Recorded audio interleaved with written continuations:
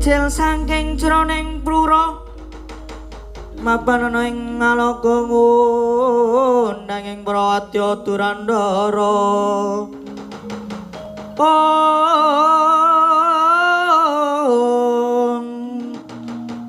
kok surambur miyang suling pepandhen taludak miwa bandira kakandha warna-warna Winda Cala Diana Sri Kawuryan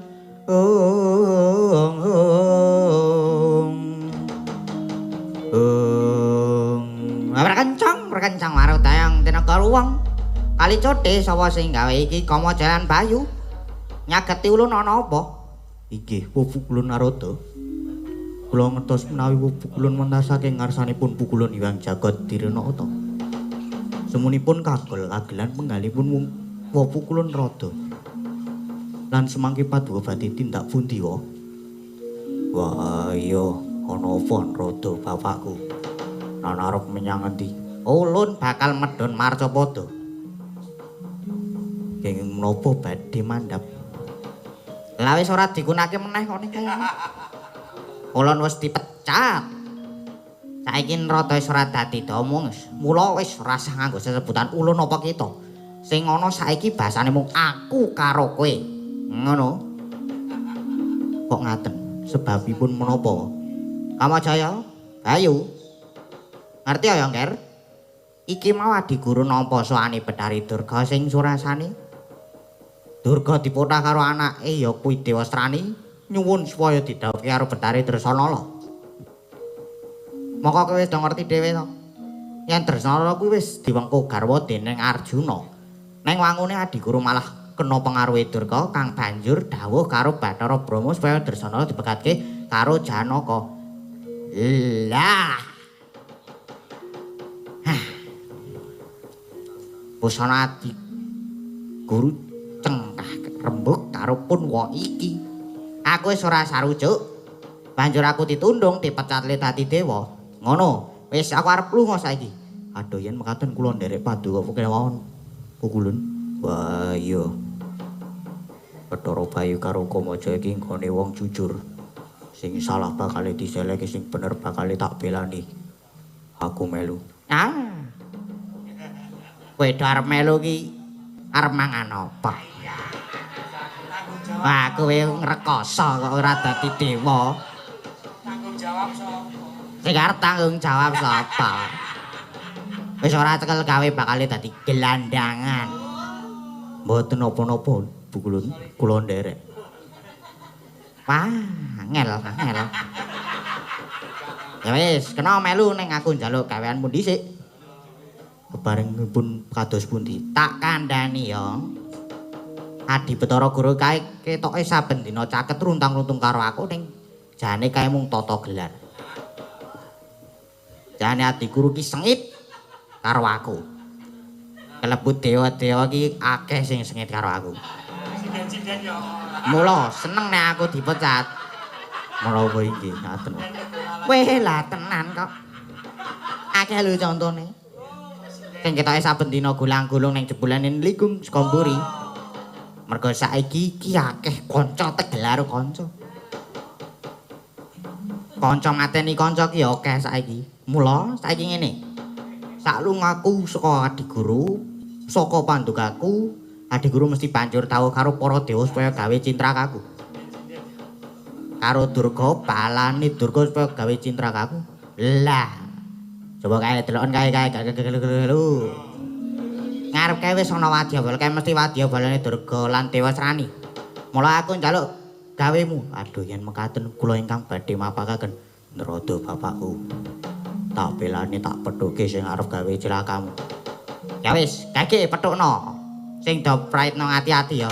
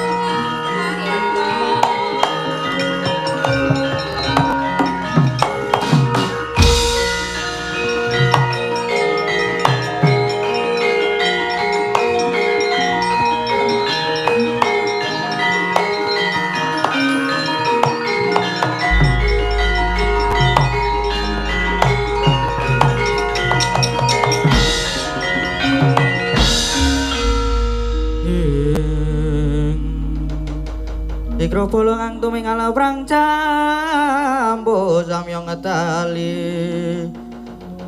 Ong Lerate wileting godo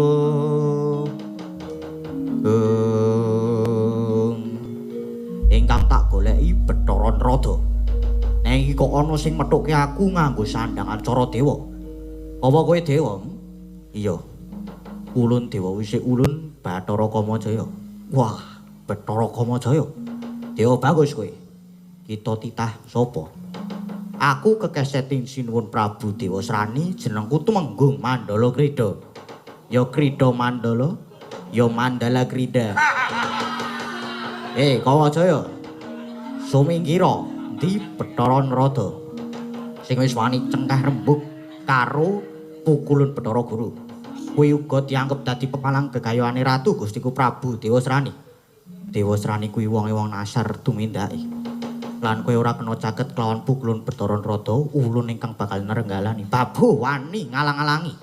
Tak katutke dosamu, Hem. Aku meng titah kowe dewa ning aku ora wedi karo kowe, Kamajaya. Manuta tak tugel gunungmu kene marganing patimu Singalena prapting lampus untapke nyawamu ning Yomani Loka.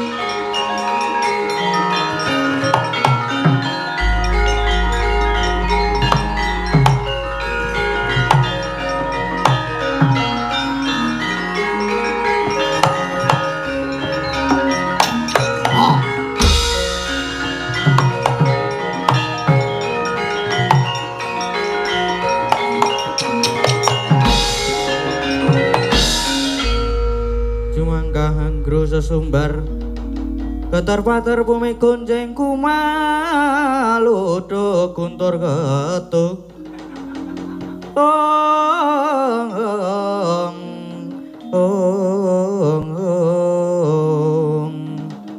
ong bojleng iblis lat padha jek-jekan musuh karo Bathara Kamajaya bubar maut wadya balaku. Iki sing methuke aku gagah gedhe dhuwur, wangune iki dewa. Bayu kowe. Wah, ya aku Bathara Bayu. Kowe sapa? Aku Patih Krutaksa. Kowe rasah melu-melu di Bathara Narada. Wah, buta jeleh urip. Maju tak dupak mencelati gamu. Wah, gegulung rimah-rimah kowe.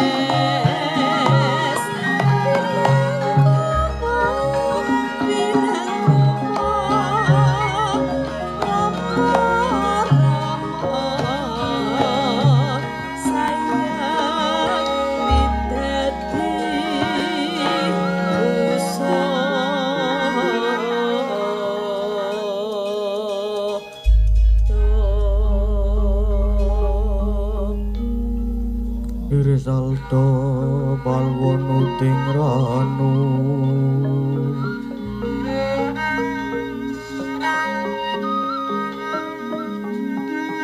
sing ngarani rong ning banyu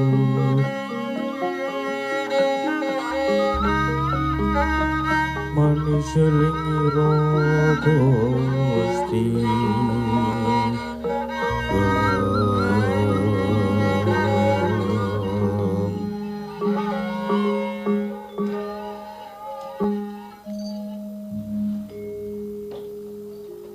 Peradalah. Tenan iki, Truk. Bapak nggawa bocah iki gek isih cemlewo. Oh iya, Pak. Bapak iki mau lunga adoh kok bali ngerti-ngerti nggawa bocah. Iki sapa, Pak? Wis, Jan, wis. Semar ki genane selingkuh. Anakmu karo sapa, Pak? Blekekku cak tulito. Mel. Kowe nek do ora ngerti ku mbok do menengo dhisik. Lah nggih. Ning anake sinten niku? Mengko nek nganti simbok ngerti, wo. Desak. Sono sungguh. Lah mulane tak dongeng dhisik. Aku mau ki critane rasaku ora kepenak. Kok hawane panas banget ki perbawane opo? Lah, aku njur munggah ning kayangan, lah kok jebul tenan. Ana bayi sing dicemplungke ning kawah Candra Dimuka. Bayi ora rupa apa-apa kok dicemplungke ning kawah. Mula aku banjur nututi nyemplung kawah. Bayi banjur tak entaske, banjur tak go mulai iki. Ngono ceritane. Ngoten ta. Lah ning kok elok, Pak. Bayi dicemplungke kawah kok ora apa-apa. Mongko kawah Candra Dimuka iki panase kliwat ukur. Kok ora apa-apa iki lho. Wah, Jan. Elok tenan iki. Wah, Jan, wis. Wis, Jan, wah. Kawah Candra Dimuka iki panase 1000 derajat. Kok ora apa-apa ya? Bayi cap apa iki? Gajah salto sajake. Mbok ditakoni, Pak. Isih bayi kok ditakoni. Durung bisa ngomong iki.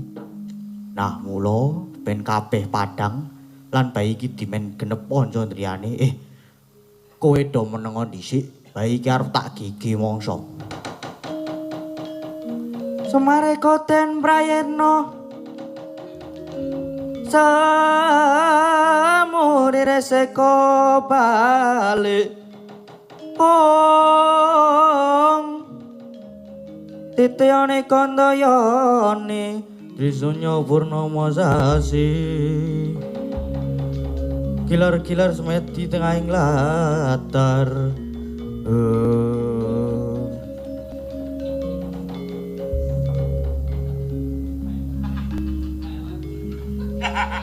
Yai Nayantaka Nadyantaka gelar amung derajating pamong. Nanging saekti menika dewa ngeja antah. Lamun wis ndumuk marang kunjunge tegese bakal ana parigawe. Saya manteng pangestine Kyai Lurah Semar Badranaya. Sang jejabang sigra. Kine ki mangsane ginelak wancine. Kaya ana pedhut nempuh sang jejabang, saya mekar tumangkar wus katon Jaka Tumarna.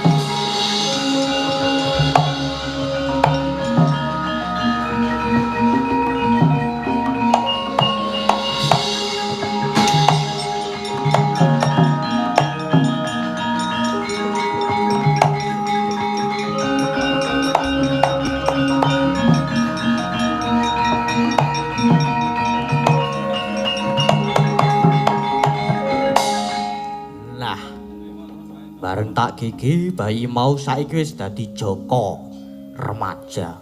Ora lidok ujare wong daplok. Ora pangling karo coreke. Weh lah dalan. Elok tenan iki. Bapak iso sulapan. Wah iya. Coba ditakoni Pak Mbok menawa wis iso omong. Ora mengko dhisik. Kowe kuwi sapa Mbah Tuwa? Lho. Durung tak takoni malah jebul wis iso omong. Cah pinter tenan. Cah bagus, aku iki Semar. Semar ki apa? Pespa. Pespa gundulmu atos. Semar ki jenengku, aku ki kancamu. Kanca? Kanca ki apa? Kanca kuwi kowe tepung karo aku tepung karo kowe. Oh, lah sing ning mburiku iki bangsane apa? Nek wong kok aneh-aneh ana sing dhuwur-dhuwure mancung, apa-apane Sarapadawa. Ana sing mripate kira barang iki lho. Tangane cekot. Cekot iki jane. Cekot. Ana sing bunder barang. Oh, durung wis nyeleki tok iki. Aku ki ya wong jenengku Nala Gareng. Nggih, Gus. Kula Petruk, terus niki adik kula jenenge Bagong. Oh iya, Mbah. Kowe kabeh wis padha duwe jeneng, kok aku ora duwe jeneng. Lah jenengku ki sapa, Mbah? Iya, Aku sing bakal jenengi karo kowe. Kowe iki janjane bocah sing nalika semana kaniaya ana ing kayangan. Banjur kowe dicemplungke ana ing kawah Candra Dimuka, kowe awor karo geni. Neng kawah banjur tak cemplungi, mula kowe ora kobong. Kowe banjur tak saut, tak slametke, tak gawa munggah. Tak gawa bali iki. Reh ning kowe kuwi bocah saka sisa-sisaning geni. Kowe teka wisa-wisaning geni, mula jagat neksenana. Kowe bakal tak jenengi Bambang Wisanggeni.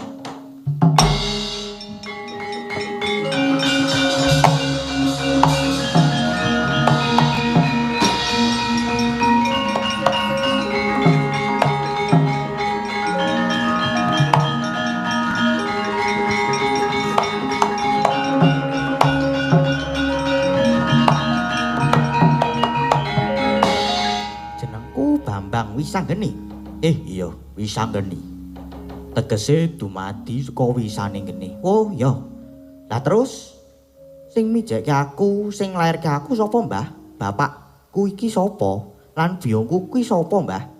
Kaya anak-anakmu ki nyebut kowe muni bapak. Lah terus aku banjur nyebut bapak karo sapa iki, Mbah? Lah. Ayo ora toyo kowe, tanggung jawab lho, Pak. Syukur kowe. Jutek iki cetha iki. Saiki ngene wae Wisanggeni. Perkara kowe takon bapak lan ibumu ki sapa, mengko tak dunungake nanging sedurunge luwih dhisik aku arep nyangoni kowe. Nyangoni apa? Nyangoni dhuwit po? Dudu. Ngene yo, Ger. Nadyan Wisanggeni lagi wae lair nanging Wisanggeni kuwi cinipta dadi bocah sing lantip. Bocah sing waskita, mula kowe mesti iso nampa karo piwulangku iki. Ger, wong urip kuwi mumpung, tegese mumpung ana kalodhangan utawa cara tembunge saiki mumpung masih ada kesempatan hidup. Mula urip iki gunakno sing saapik-apike. Wis, rungokno wae iki piwulang suci lan piwulang utama. Nala Gareng, Petruk, Bagong, lek ku arep mejang karo Wisanggeni, iringono nganggo ayak jingking ya.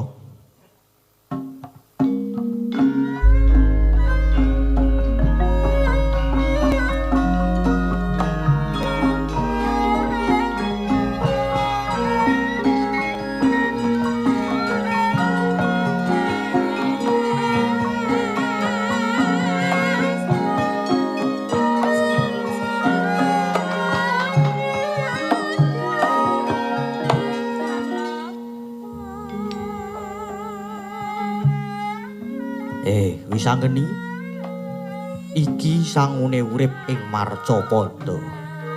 Rungokno ya. Yen wong urip iku siji, aja nyembah brahala, ngemungno nembah marang pangeran lan tresna marang pangeran satuhu. tresna marang Gusti Pangeran kang akarya jagat kanthi sakutuing ati, kanthi sakutuing jiwa, kanthi sakutuing budi lan kanthi sakutuing daya kekuatan. Lan tresna marang sepadha-padha kaya tresna marang awake dhewe. Kuwi kaping 1. Kaping 2 aja ngucapake asmaning pangeran sing tanpa perlu. 3 elingno kudu nucake dinane pangeran. 4 ngurmatana bapa biyung. 5 aja gawe raja pati. 6 aja laku jina. 7 aja nyenyolong. 8 aja goroh. 9 aja milik perkara jina. 10 aja milik darbeing liyan. Sak banjure wong urip iku ditresna marang mungsuh-mungsuh, aja mung tumindak tresna marang wong sing tumindak tresna marang awakmu. Becik ana wong sing sengit karo sliramu, tumindak becik marang mungsuh-mungsuhmu, aja mung tumindak becik marang wong sing gawe becik marang sliramu. Ujekno becik wong sing muji ala marang sliramu, lan sembayangno wong sing ngolo-olo sliramu. Yen sliramu ditapuk pipine tengen, pipine sijine ulungna uga. Wong sing njaluk marang sliramu wenehana. Wong sing njupuk barangmu aja tok jaluk bali. Tresnaning sedulur nukulno ati asih, siji lan sijine njunjung tansah nganjeni sijine. Wong urip iku aja padha ngadili siji lan sijine, aja gampang weruh susup utawa lumbar kang ana mripating sedulure. Kosok baline delegan kayu utawa balok ana ing mripate dhewe ora nduga, ora diweruhi.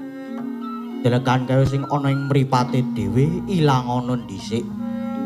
Banjur bisa pramana pandelenge. Yen arep ngilangi susup saka ing mripate sedulure.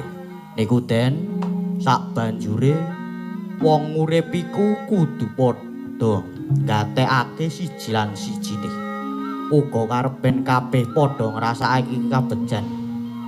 Ora ana wong sing nandhang keserakat, siji lan sijine kudu padha duweni rasa tepa slira utawa solider. Tulung tinulung. Sing duwe kudu menehi sing ora duwe manut kabutuhane. Padha tulung tinulung gendong gawane. Yen ana sing luwe wene ana pangan, yen ana sing kasatan utawa ngelak wene ana ngombe. Yen ana wong manca ajakan mampir, yen ana wong kademen wene ana sandangan. Yen ana wong lara openana, yen ana wong dikunjara tilekana. Den kejaba kuwi paugeran urip ing bebrayan yaiku tresna marang pangeran kanthi sakutuing ati, kanthi sakutuing jiwa, kanthi sakutuing budi lan kanthi sakutuing kekuatan. Lan tresna marang sepadha-padha kaya tresna marang awake dhewe pun. Kabeh niki mang tindake jroning urip ndara wisanggeni.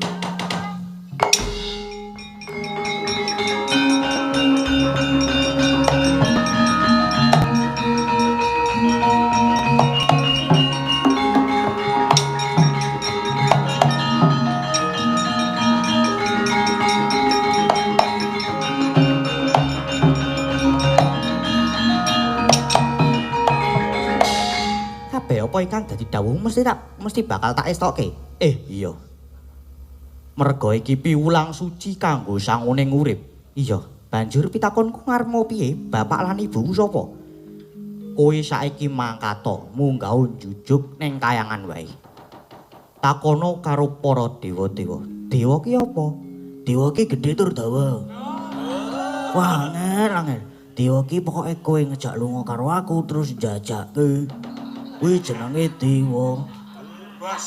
Mbah. Dewa ki titikane piye? Dewa kuwi titikane sandhangane pating glebyar. Gumontang tanpa cantelan, ketoke ngadeg ning orang ngambah lemah. Kuwi dewa. Oh, lah terus yen ketemu dewa aku kudu piye? Ditakoni.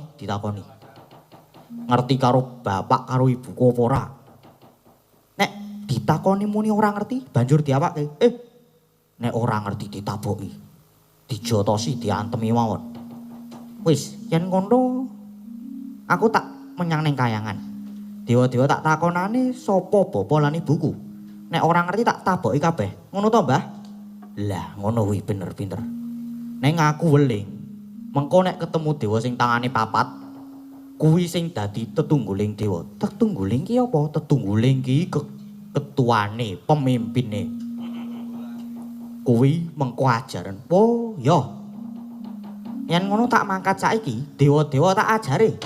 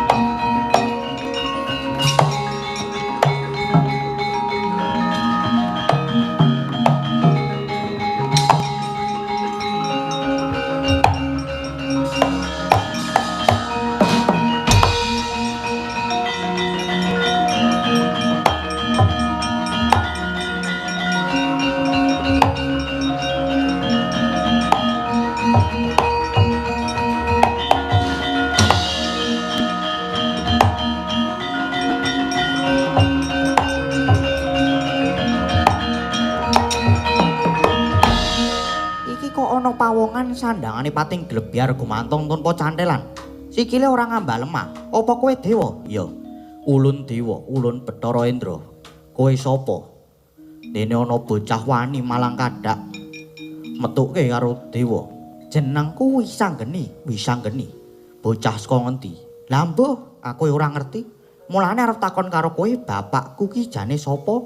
Ibuku sapa? Ayo, kowe ngerti ora? Aduh, ulun ora ngerti. Sopo Sudarma mulan ibumu? Jare ngaku dewa, kok ora ngerti? Jotos kowe.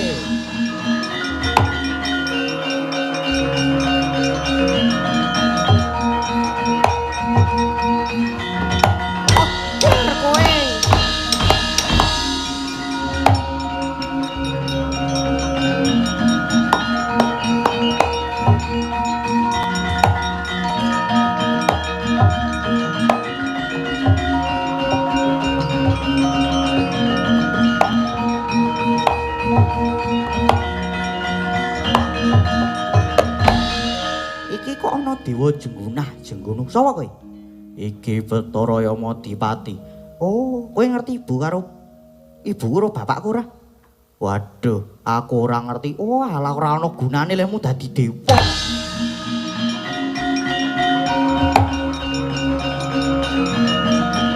Ora.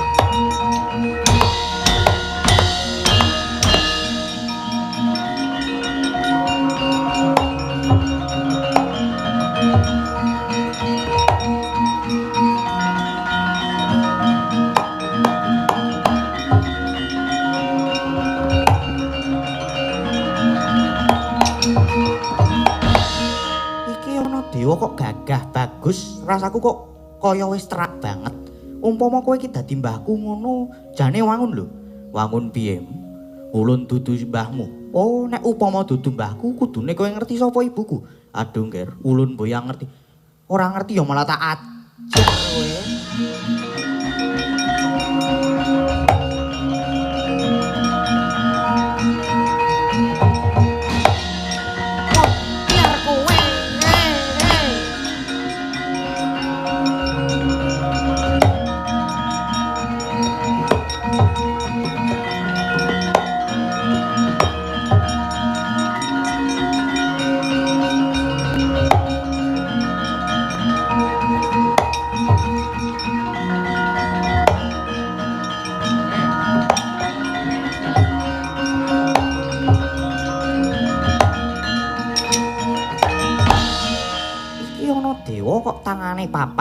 Mesti kowe Bathara Guru sing dadi tetungguling para dewa.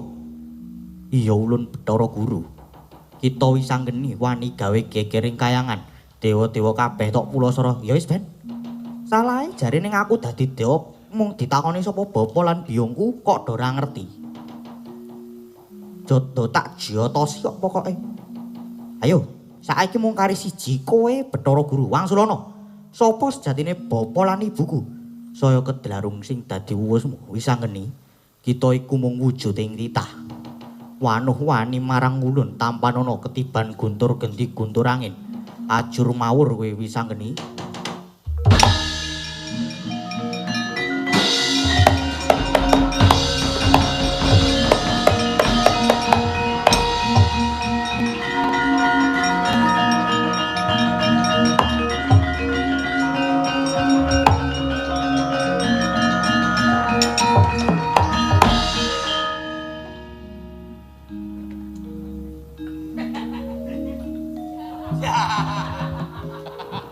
Ayo, suntakan gamanmu Bathara Guru. Nek sekirane wis entek kasektenmu Gage Wangsulana, sapa bapak lan ibuku?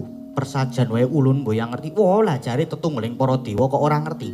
Kelakon tak ajar kowe, aduh mati aku.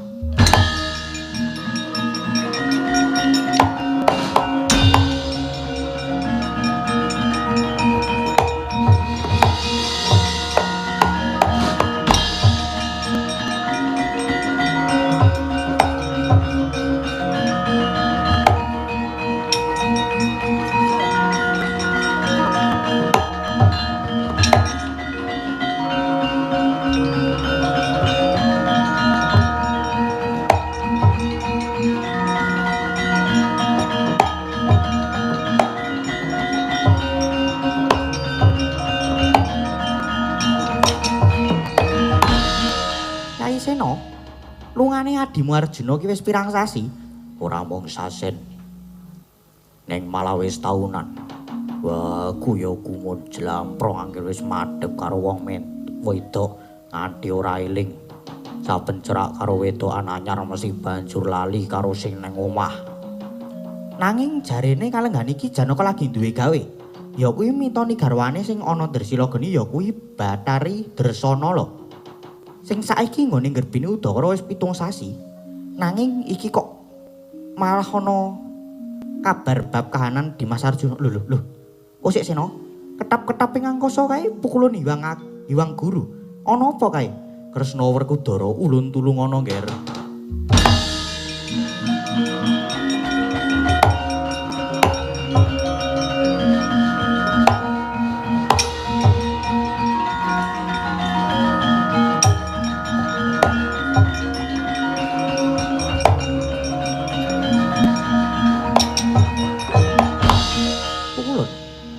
Ngaturaken sembah pangabekti. Wah, guru kakekku. Sembahku tampanana. Ya Kresna Werkudara wus ulun tampa. Kepareng merpeki dhateng ingkang wayah pun Kresna kok sajak sumengko ing gati pukulun. Ya kulup. Kalenggahan iki kayangan geger. Ana bocah ingkang lagi ngancik remaja ngamuk punggung Suratantaha. Para dewa padha bubar mawut nungsang puyang lagune. Semono uga ulun uga kaprawasa. Kresna, ulun mundhut tulung marang jeneng kita. Ulun dibujung-bujung bocah kang aran Wisanggeni. Tulungono. Weh lah dalah. Kula aturi suminggah pukulun.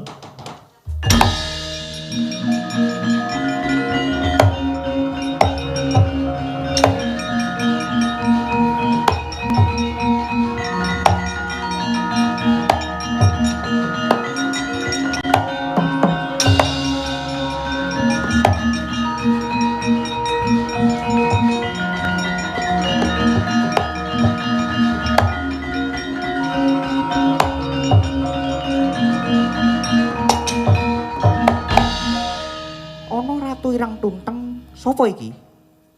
Terus sing mburi kuwi sapa? Ingsun Nata Ndwarawati Prabu Kresna. Iki adikku Werkudara.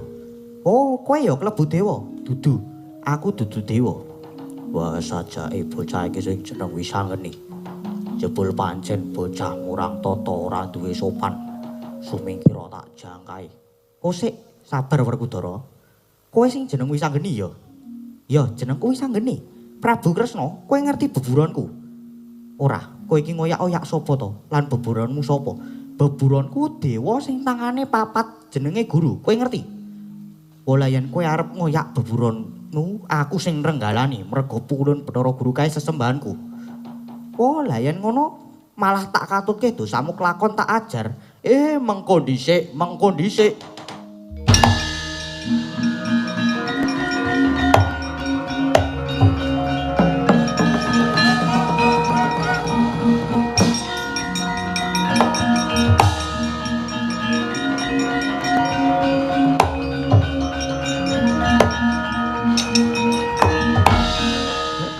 Mengko dhisik Ndara Wisanggeni.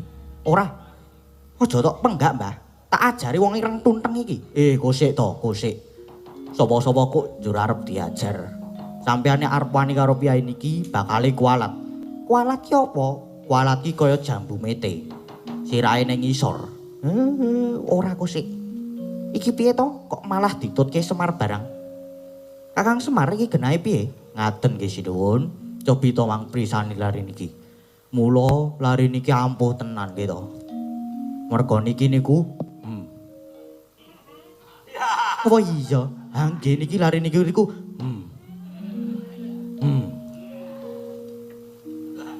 Oh lah. Nggih to. Mang presani. Coreke lak pun ketok to niku. Mula ora mokal nek lari niki pancen ampuh tenan. Wah, Kresna kakangku do rembukan apa iki? Seno, bocah iki ampuh tenan mergane.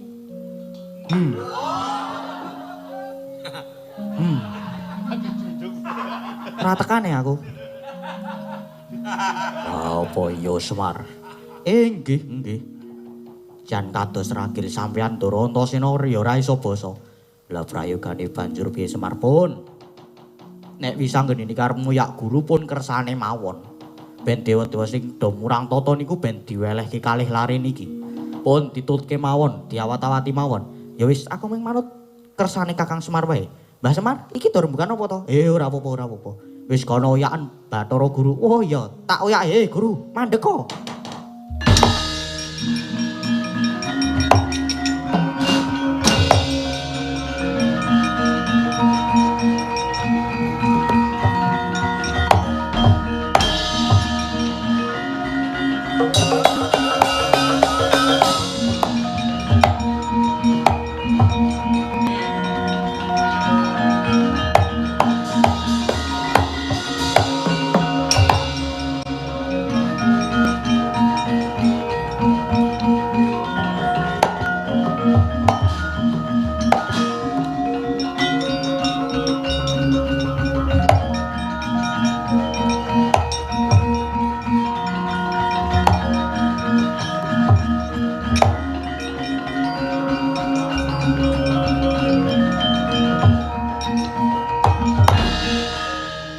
Arjuna, sawise Madyapada aku banjur matik pendhita ing pertapan Cakrawala. Aduh, kene peparapku Begawan Kaneka Jati. Inggih Panembahan. Pramila kula lajeng suwita dhateng Paduka. Krana kula inggih dipun tundung saking kayangan Argadana. Wis ora dadi apa, Ger. Kowe aja banget nggonmu susah ya.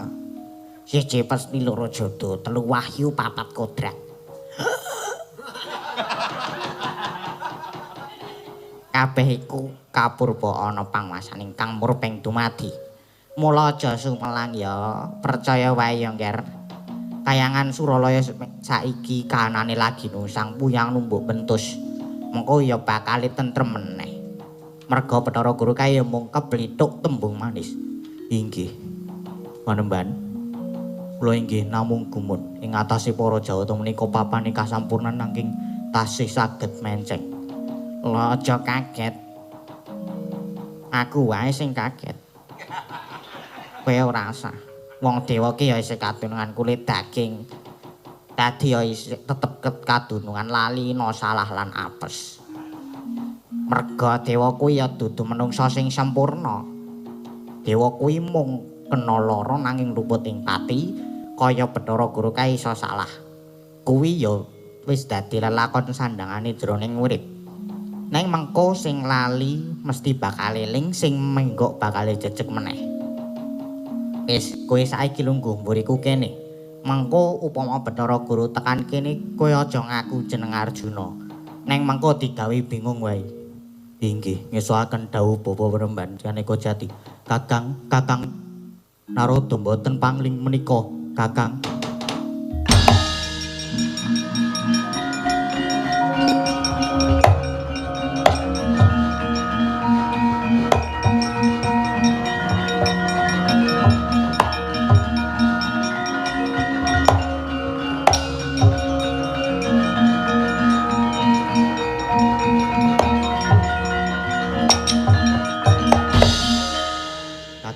Nadyan panjenengan amping-amping dados pendhita nanging kula mboten pangling yen paduka Kakang Narada.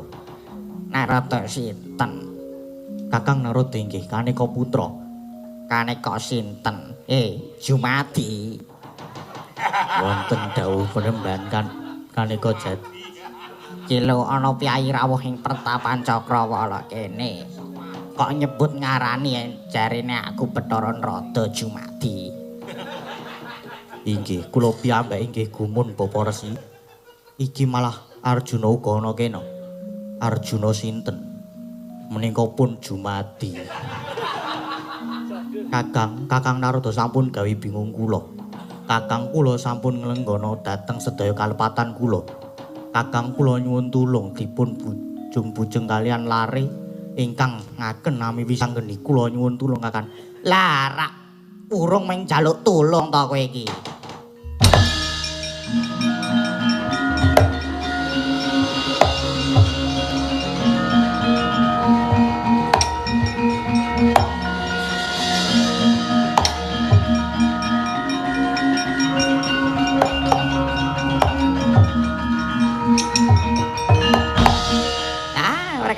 Merkencang ora wurung ya meng njaluk tulung. Ora sesuk meneki sing ati-ati. Ampun gampang keblithuk. Inggih kula sampun ngrumaosi lepat. Nyuwun tulung Kakang pun manglenggah wingking mriki.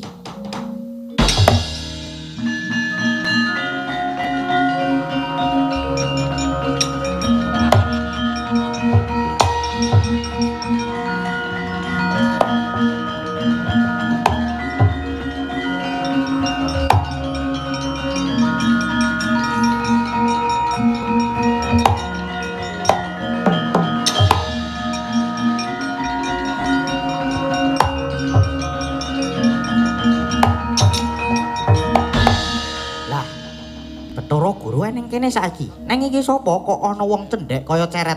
Lah malah padake ceret. Kula iki Bathara Narada. Oh kok nganggo Bathara? Nek ngono kowe dewa, kene tak ajar. Kosek hop. Sapa-sapa kok arep diajar? Ya semikira kuwi guru kuwi kon tekan kene tak ajari. Kosek ta kosek. Arjuna, rasamu kepiye nyawang bocah iki? Inggih pangraos kula kok kados rumaos caket kalian lari niki. Lah bener genah ngrasake cethrak. Coba to, cawangan bocah iki menika sinten? Lah rak coreke wis ketok to. Arjuna, nalika kowe ninggal kayangan Argadana ya kayangan Drsila Geni. Garwamu Dracanala dipoto-poto karo Betari Durga. Neng malah terus bayen jabang bayi lahir lanang.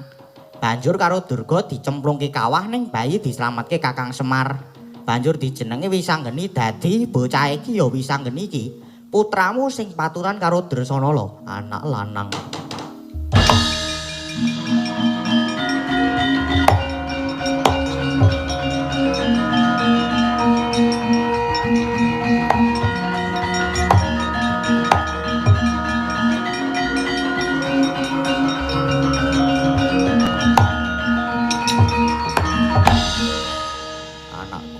Wisanggeni anakku lanang. Oh, kowe bapakku to? Iya, Nger. Kowe anakku wong bagus. Oh, ya gandeng aku ora iso basa bektiku lan basaku katur ya, Bapak. Iya, Nger, tak tampa. Lah ibumu eneng ngendi? Oh, kae mono wong wedok dipoto-poto karo Dewa Srani. Sajake kae buku Betari Drasanala. Dewa Srani keparat tak pecah ndasmu e.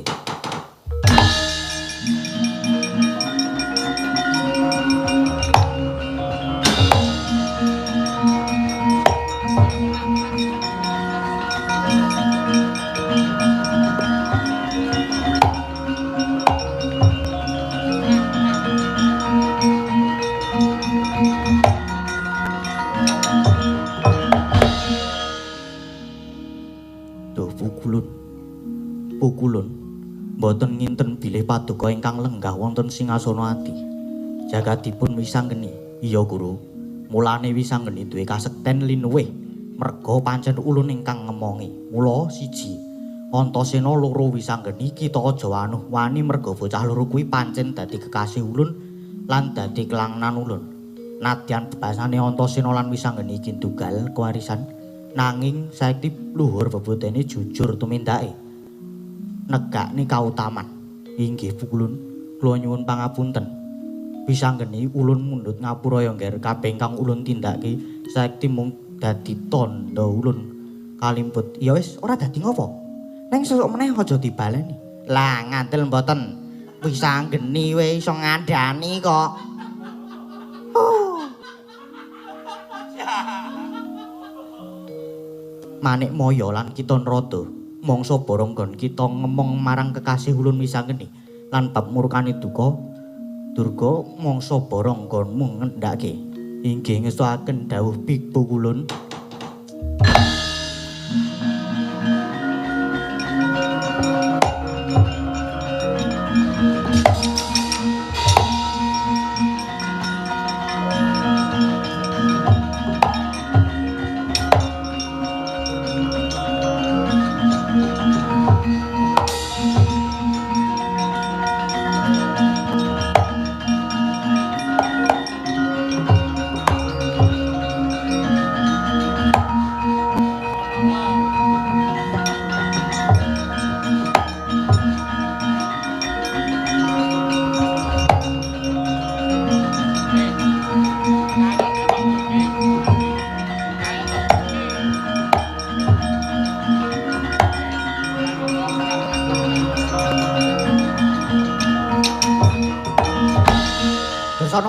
Ayo, kowe aja mung meneng wae. Ayo ladenono aku. Neng kene wis ora ana wong kejaba amung aku lan sliramu. Kowe ora usah mikir karo bojomu Arjuna, mergo Arjuna saiki wis mati.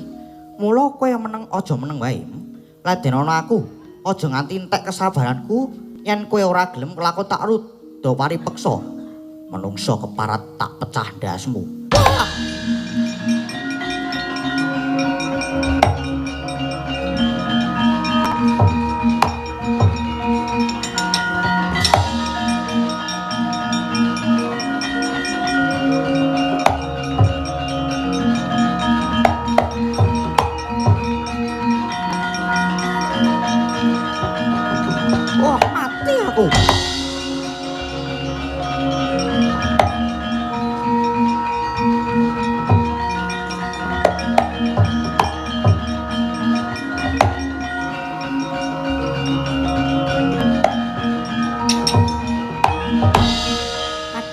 Kakang Janaka, aku wis ngrumangsani luput. Aku Walana. Aku njaluk ngapura, Kakang. Ora gelem blaki kelakon tak pecah siramu. Iya. Aku tak bali, Kakang.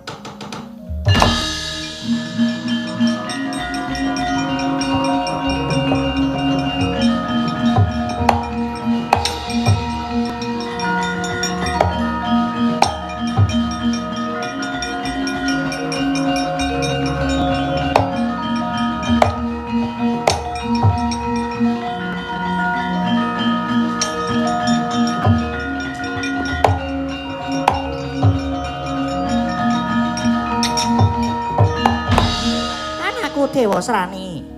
Merga saka pekalmu ipun-ibu ya melu kewirangan. Wis, Ger.